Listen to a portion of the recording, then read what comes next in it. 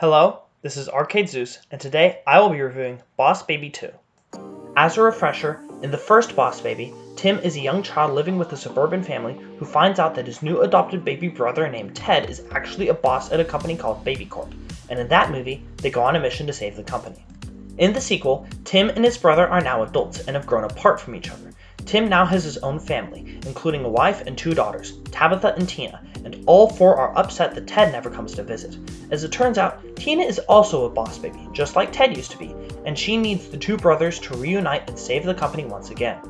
As you can see, the plot is not only very formulaic, but also predictable to the point where I was not only completely unengaged, but also bored out of my mind as to what was happening on screen. It doesn't help either that this movie has too many plot holes for me to care about what little story is even left in the feature. The exact same can be said about the writing. Not only is it completely uninteresting, but it also sounds too basic to even sound like something written by someone older than the kids in this movie.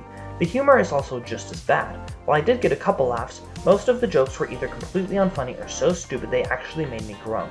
The movie isn't even stupid in a clever way, it's just stupid in a stupid way.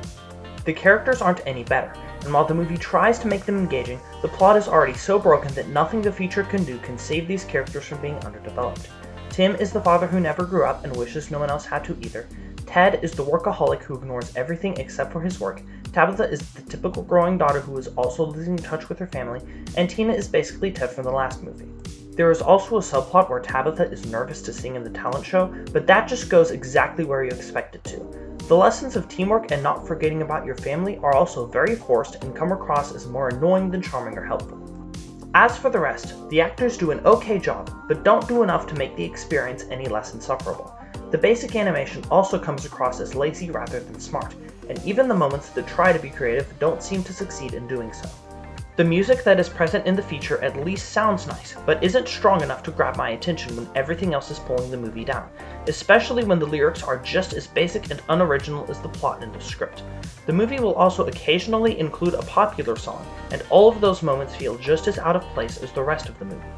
Overall, The Boss Baby 2 is a monotonous, unengaging borefest that will make you whine just as hard as a baby would after you're done watching. The only group of people who I would recommend watch this movie are very small children who are not much older than the children in this movie. They are the only ones who would find the film funny, engaging, and in any way pleasant. Everyone else should stay as far away from this movie as humanly possible. Anyways, this has been Arcade Zeus, and here's hoping that the Forever Purge is a much better film.